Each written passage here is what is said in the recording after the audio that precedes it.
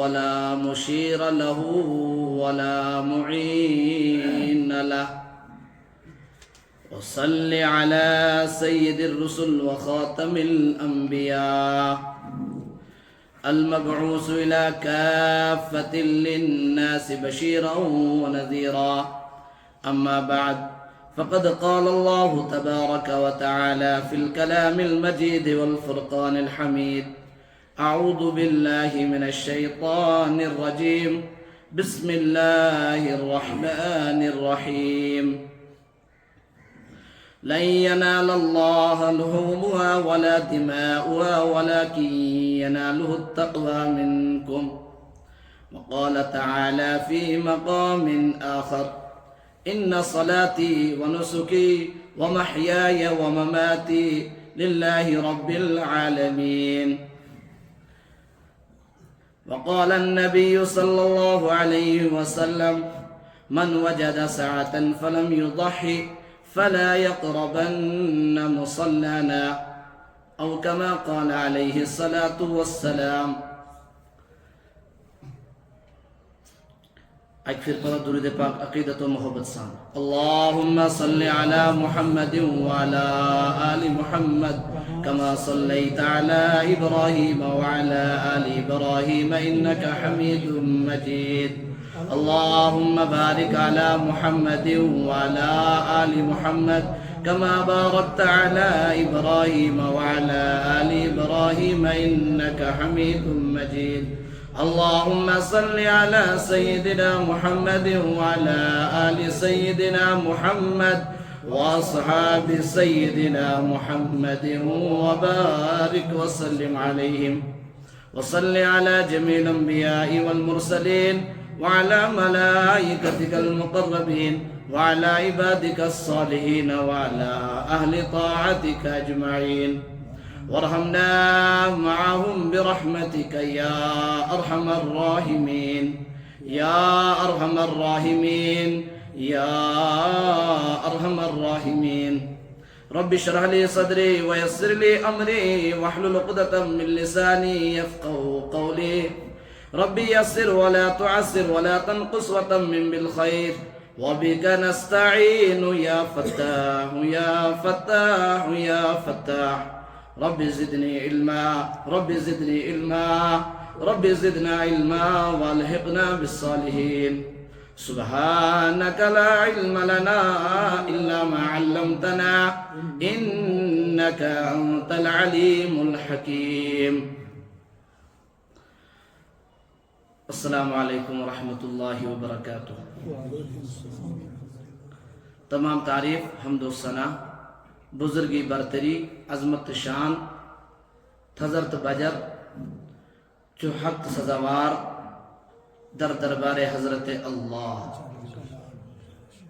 تم پتسن سان طرف بے شمار بے انتہا درود و سلام ڈیل در دربار حضرت رسول اکرم صلی اللہ تعالی علیہ وسلم. یہ جو ایام ذی الحجہ ہے یا قربانی کے ایام ہے، دراصل یہ ہمیں ایک پیغام دیتے ہیں کہ ایک ایمان والے کو، ایک کلمے والے کو ہمیشہ اللہ کے حکم کے لیے، اللہ کے حکم کی اطاعت کے لیے، اللہ کے حکم کے آگے سر جھکانے کے لیے بالکل تیار رہنا چاہیے.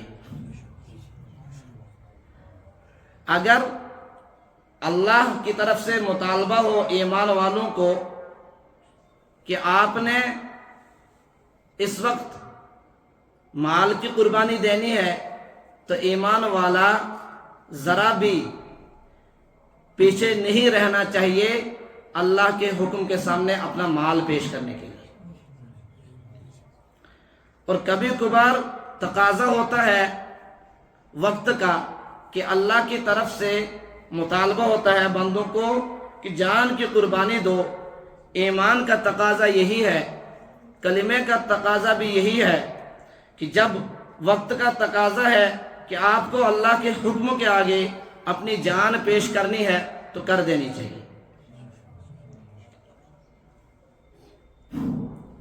اور کبھی وقت کا تقاضا ہوتا ہے کہ اللہ اپنے بندوں سے وقت ہی مانگ رہے ہوتے ہیں، تو اس وقت جو ہے وقت پیش کرنا چاہیے اللہ کے حکم کے لیے۔ تو گویا کہ قربانی کا فلسفہ ہے ہی یہی کہ ایک ایمان والے کو ہر وقت، ہر لمحہ، ہر گھڑی، ہر ساعت تیار رہنا چاہیے اس بات کے لیے کہ اللہ کا حکم آئے اور میرا جو آگے سے ریئیکشن ہو وہ اطاعت کی شکل میں ہو، فرما برداری کی شکل میں ہو، غلامی کی شکل میں ہو۔ اے اللہ، ہم غلام ہیں، ہم محتاج ہیں، ہم کمزور ہیں، تو ہی ہمارا آقا ہے، تو ہی ہمارا مولا ہے، تو ہی ہمارا کارساز ہے۔ لہذا آقا اور مولا جب اب غلاموں کو حکم دیتا ہے تو غلام کو یہ اختیار نہیں ہوتا کہ وہ اپنے آقا کو کہے کہ میں نہیں مانتا، یا غلام اپنے آقا کو کہے کہ جو آپ نے آرڈر دیا ہے یہ مناسب نہیں ہے، بلکہ غلام فوراً پیش ہو جاتا ہے کہ آقا کا حکم ہے، بس جیسا آقا کا حکم ہو غلام حاضر ہے۔ تو پیارے بھائیوں، ایمانی ساتھیوں، ہم سب اللہ کے غلام ہیں۔ عبد، لفظ عبد جو ہے یہ بولا ہی جاتا ہے غلام پر۔ ہم سب محکوم ہیں، ہم سب کا حاکم اللہ ہے، ہم سب مملوک ہے، ہم سب کا مالک اللہ ہے۔ لہذا مالک اور حاکم کا جب بھی جیسا بھی حکم ہو غلام کو حاضر رہنا چاہیے۔ یہ ایک اچھا غلام ہونے کی علامت ہے، فرما بردار غلام ہونے کی علامت ہے، کامیاب اور بامراد غلام ہونے کی علامت ہے۔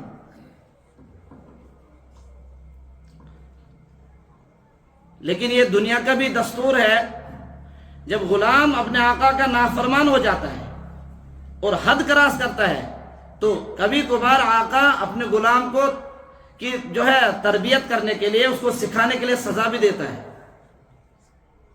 اسی طریقے سے اللہ نے جس مقصد کے لیے ہمیں دنیا میں بھیجا ہے، جب ہم اب منمانی کرنے لگ جاتے ہیں تو اللہ کی طرف سے ہمیں سبق سکھانے کے لیے، ہماری عبرت کے لیے ہمیں تھوڑا بہت سبق بھی سکھاتے ہیں۔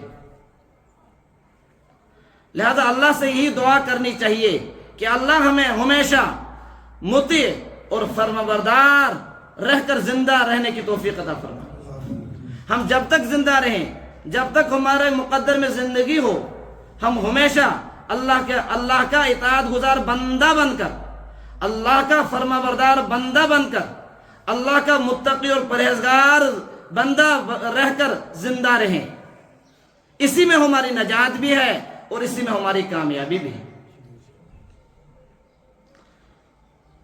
اور یہ جو سارا کچھ میں نے بتایا، یہ سارا سبق ہمیں ملتا ہے حضرت ابراہیم علیہ السلام اور حضرت اسماعیل علیہ السلام کی اس قربانی سے۔ اللہ نے حضرت ابراہیم علیہ السلام کو حکم دیا اپنے لخت جگر، نور نظر، سب سے پیارا لاڈلا بیٹا قربان کرنے کا۔ لیکن جبریل امین علیہ السلام باضابطہ جو دستور کے مطابق وحی لے کر آتے ہیں اس طریقے سے نہیں آئے، بلکہ خواب دیکھا۔ لیکن چونکہ ابراہیم علیہ السلام بھی اولو العزم پیغمبر تھے، تو یہ اولو العزم پیغمبری یوں ہی تو ملتے نہیں ہے جب تک کہ اللہ جانچتا نہیں ہے، اللہ چنتا نہیں ہے، اللہ انتخاب ایسے ہی نہیں کرتا ہے اتنے عظیم منصب کے لیے۔ اللہ کو پتا تھا ابراہیم تو میرا عاشق ہے، میرے پیارے نبی کو تو چاہیے کہ وہ تو میری اطاعت میں خوش ہوتا ہے، قطع نظر اس سے کہ اس کو مال کی قربانی دینی پڑے، اس کو جان کی قربانی دینی پڑے، اس کو اولاد کی قربانی دینی پڑے، وہ ہر قسم کی قربانی دینے کے لیے تیار رہے گا۔ تو چنانچہ جیسا اللہ تعالیٰ نے ابراہیم علیہ السلام کو متعلق سوچا، برابر ابراہیم علیہ السلام ویسے ہی اس اللہ کے امتحان میں اترے، کامیاب ہو کر۔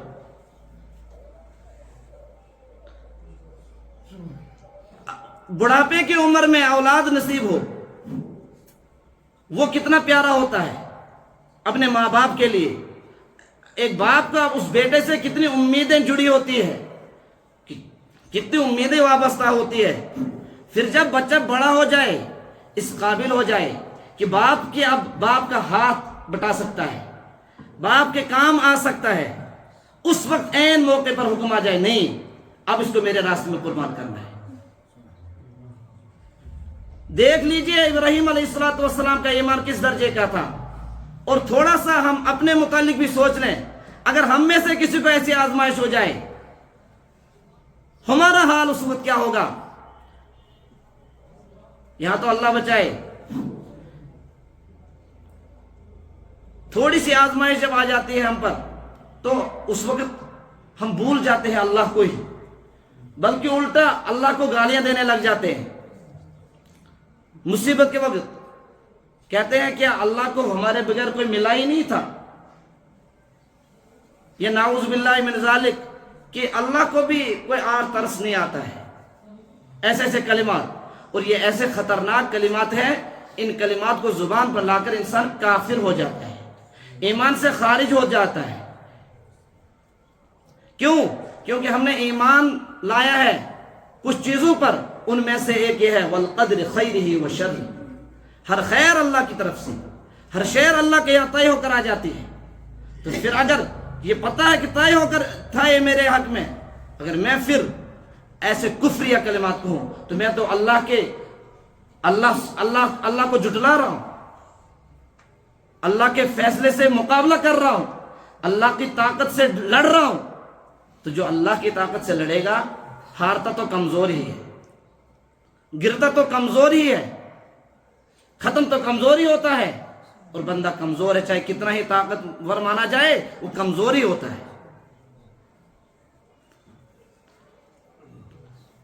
لیکن ان دو باپ بیٹوں کا واقعہ ہمیں یہ سبق دلاتا ہے، باپ کو بھی اور بیٹے کو بھی۔ باپ کو سبق یہ دلاتا ہے کہ کبھی بھی اولاد کی محبت میں، اولاد سے لگن رکھنے میں اللہ کی نافرمانی نہیں کرنا، اللہ کے حکم کو نہیں توڑنا، یا کسی اور کی محبت میں اللہ کے حکم کے خلاف نہ کرنا۔ یہ باپ کو حکم ہے، گھر کے بڑے کو حکم ہے، اور بیٹے کو یہ حکم ہے کہ اللہ کا حکم سمجھ کر اپنے ماں باپ کے آگے بالکل پر بچھا دینا، چوں چرا نہیں کرنا۔ اور برابر حضرت اسماعیل علیہ السلام نے کر کے دکھایا، سورہ صافات میں ہے۔ جیسے ہی اللہ کے پیغمبر حضرت ابراہیم علیہ السلام نے یہ خواب پیش کیا کہ انی ارا فی المنام انی اذبحک فانظر ماذا تری، میرے بیٹے میں نے خواب دیکھا کہ میں تجھے ذبح کر رہا ہوں، فانظر ماذا تری، تو کیا کہتا ہے، تیری کیا رائے ہے؟ اگر بیٹا نافرمان ہوتا، بیٹا بولتا الٹا سمجھانے لگ جاتا باپ کو، جیسا کہ آج کل ہوتا ہے۔ جو ہی باپ کمزور ہو گیا، ریٹائر ہو گیا، اور بیٹا تھوڑا جوان ہو گیا، اب بیٹے کو بھی لگتا ہے کہ میں ہی اپنے باپ سے زیادہ سمجھدار ہوں، اور بیٹا الٹا اپنے باپ کو سمجھانے لگ جاتا ہے۔ حالانکہ وہ یہ نہیں دیکھتا کہ میرے باپ کی جو ایج ہے، اس کا جو تجربہ ہے، اس تجربے کو پہنچنے میں مجھے ابھی کتنے سال لگ جائیں گے۔ لیکن یہاں تو حضرت اسماعیل تھا، وہ تو ابراہیم علیہ السلام کی تربیت یافتہ تھا، فوراً کہا اے میرے والد گرامی، جو آپ کو اپنے رب کا حکم ہے، مالک کا حکم ہے، اس میں ذرا بھی دیر مت کیجئے، کر گزریے جس چیز کا حکم ہے آپ کو۔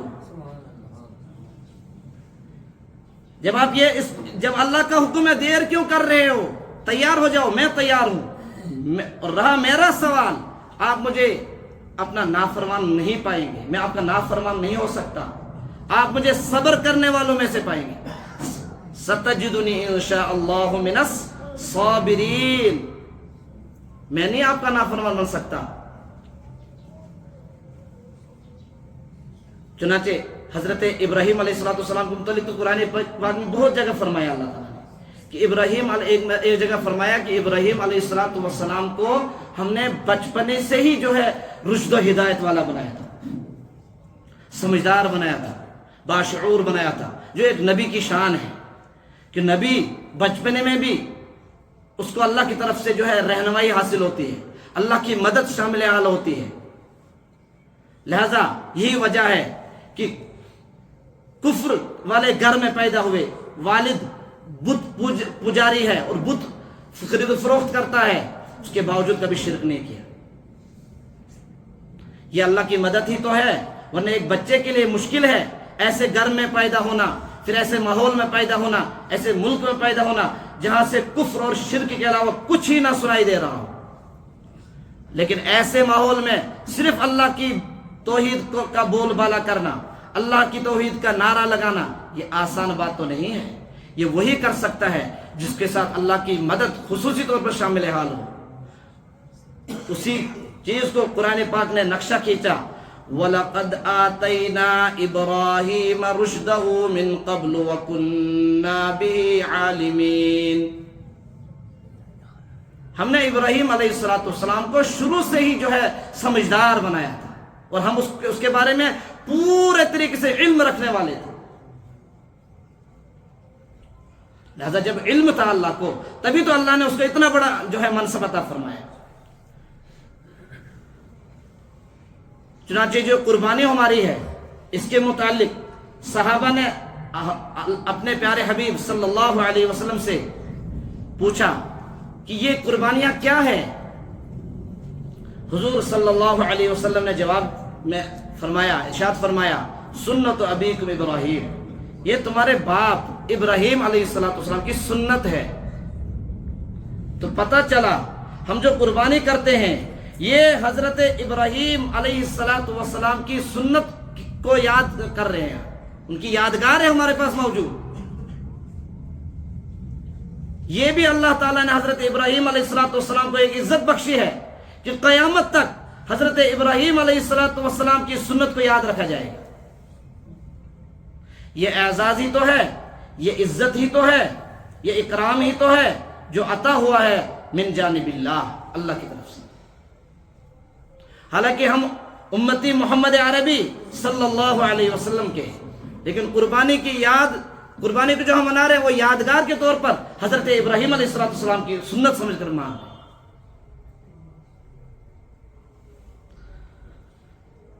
جب حضور صلی اللہ علیہ وسلم نے صحابہ سے کہا کہ یہ تمہارے باپ ابراہیم کی سنت ہے، تو فوراً ذہن میں سوال پیدا ہو جاتا ہے کہ نہیں ہو جاتا؟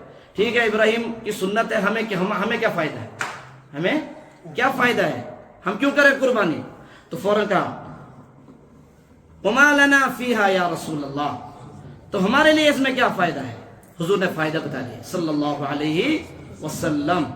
فرمایا اس میں آپ کے لیے ہر بال کے بدلے میں ایک نیکی ہے، ہر بال کے بدلے میں ایک نیکی ہے۔ فوراً دوسرا سوال ہو گیا، فَالصُّوفُ یا رسول اللہ، بال تو ہوتے ہیں بکری کو، بھیڑ کو تو بال نہیں ہوتے، بھیڑ کو ہوتے ہیں اون، تو اون کے بارے میں سوال ہوا، اون کے بارے میں کیا حکم ہے یا رسول اللہ صلی اللہ علیہ وسلم؟ کہا کہ ہر اون کے بدلے میں ایک نیکی۔ اللہ اکبر۔ اب سوال یہ ہے کہ کس کی طاقت ہے؟ کون گن سکتا ہے بکری کے بال؟ کون گن سکتا ہے بھیڑ کی اون؟ مت گن سکتے ہیں، بہت زیادہ ہے، کثیر تعداد میں ہے بھیڑ کی بال۔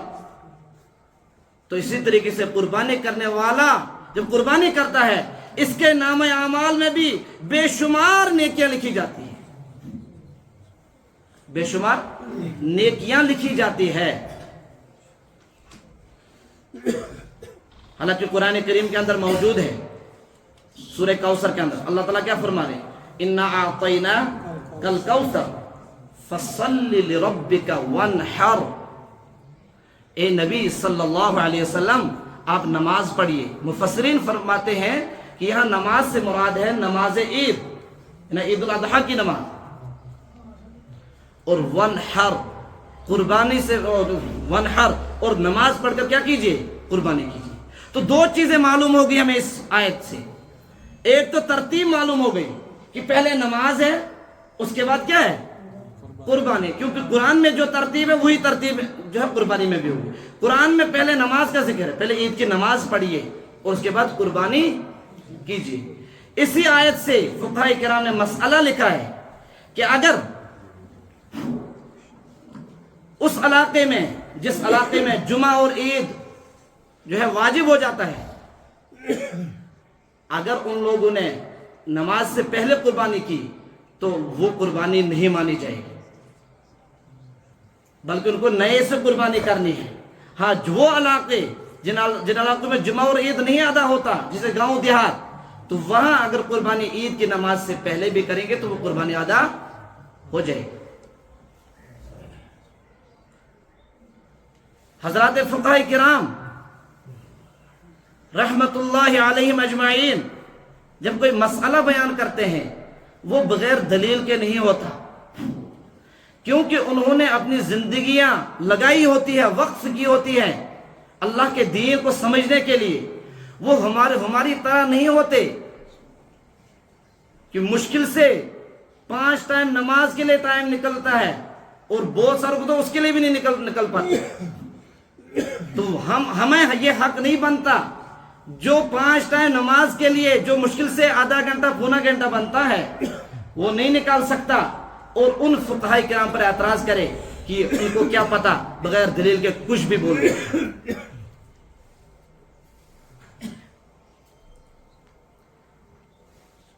جنہوں نے اپنی نیندیں حرام کی، سوئے نہیں، ایک ایک آیت کو جو ہے سمجھا، ایک ایک آیت کو پتہ نہیں کتنی راتیں سمجھنے میں لگ گئی، غور و خوض میں لگ گئی. اور وہ آدمی جس کو فرض نماز کے لیے وقت نہیں ملتا وہ اعتراض کرے گا. یہ تو ایسا ہی ہو گیا جیسے کہ سورج کو کہے گا تجھے لائٹ ہی نہیں، سورج کو شمع دکھائے گا، موم بتی دکھائے گا، کہے گا کہ یہ ہے لائٹ، تو اس موم بتی اور شمع دکھانے سے سورج کو کوئی فرق پڑے گا؟ نہیں پڑ سکتا. یہی حال ان نادان لوگوں کا ہے جو اتنے جو ہے عظیم ہستیوں پر اعتراض کرتے ہیں.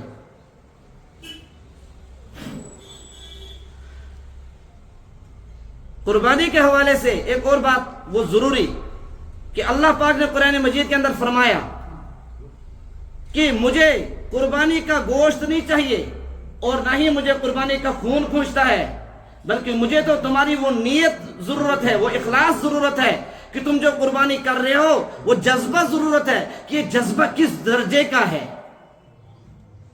یہ کس کے لیے قربانی کر رہے ہو، کس کو خوش کرنے کے لیے کر رہے ہو. تو پتہ چلا اس آیت کے ذریعے سے یہ مسئلہ بھی ثابت ہو گیا کہ قربانی کرنے والے کو سب سے پہلے اپنی نیت درست کرنی چاہیے کہ یہ میری قربانی صرف اور صرف میرے اللہ کو خوش کرنے کے لیے ہوگی.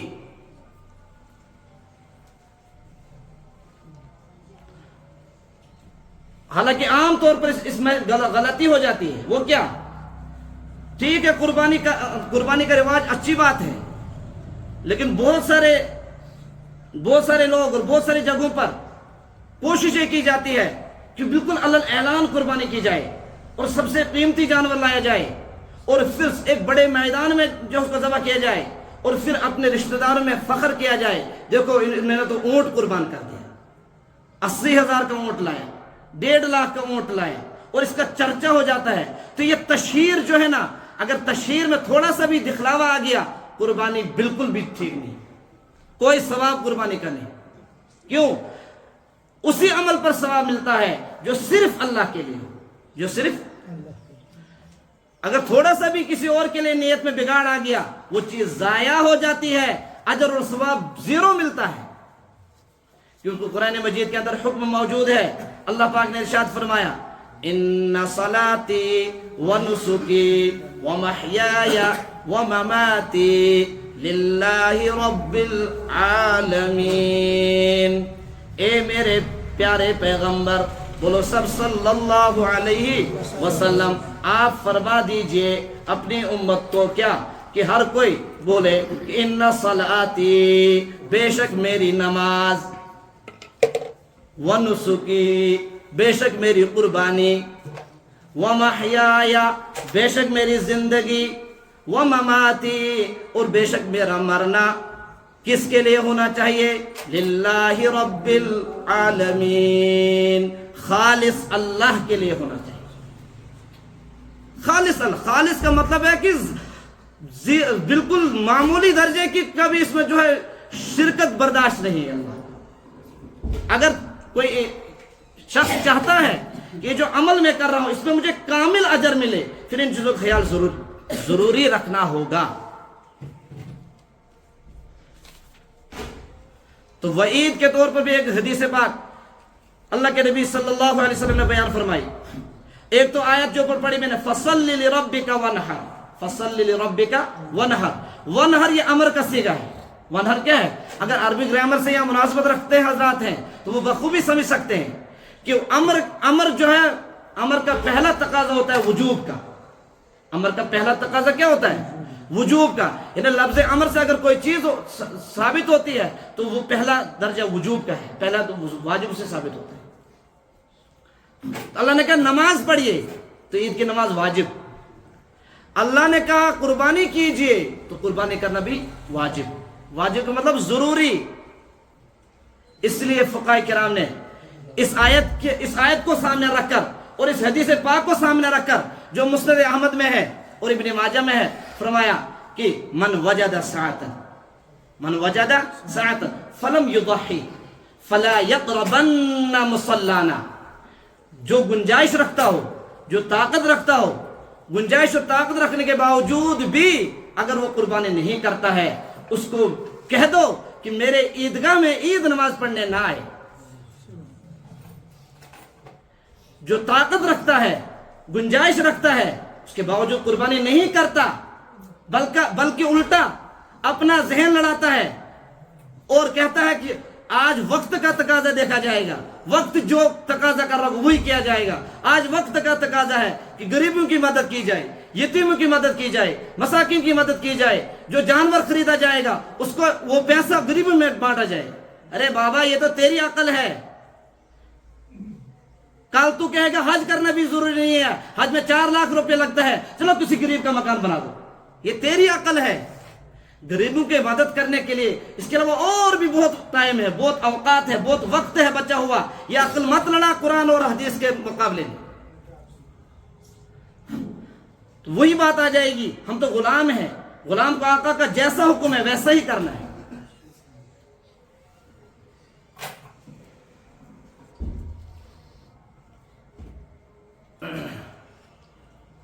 تو اس حدیث کو سامنے رکھ کر اور اس آیت کو سامنے رکھ کر مفسرین، محدثین، فقہاء کرام نے یہ مسئلہ نکالا کہ عاقل، بالغ، مقیم پر کیا ہے؟ مسلمان پر قربانی واجب ہے۔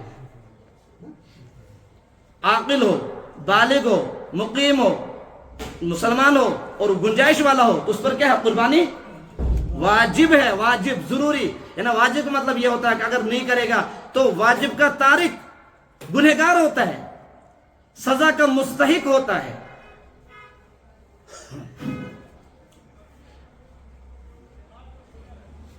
بہرحال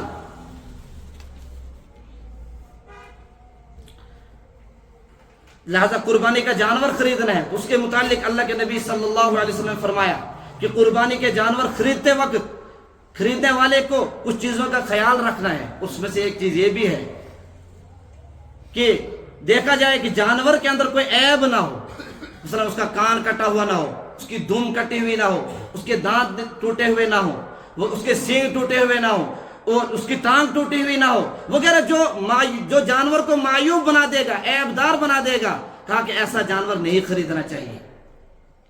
ترمذی شریف کے اندر روایت ہے، ابو داؤد شریف کے اندر روایت ہے کہ جس میں اس چیز کا ذکر موجود ہے، راوی حضرت علی ہے، فرماتے ہیں کہ قربانی کا جانور خریدنے والے کو ان چیزوں کا بہت زیادہ خیال رکھنا چاہیے۔ لیکن اس میں ایک چیز ہے کہ فرمایا کہ ہر جو عضو ہے اس میں یہ دیکھا جائے کہ وہ تہائی حصہ یا تہائی سے زیادہ کٹا ہوا نہ ہو۔ اگر تہائی سے کم کٹا ہوا ہے تو اس کا کوئی مسئلہ زیادہ نہیں ہوگا۔ دم تہائی حصے سے کم کٹی ہوئی معمولی سی تو وہ عیب دار نہیں مانا جاتا۔ اللہ پاک کہنے سننے سے زیادہ عمل کی توفیق عطا فرمائے. وآخر دعوانا ان الحمدللہ رب العالمین.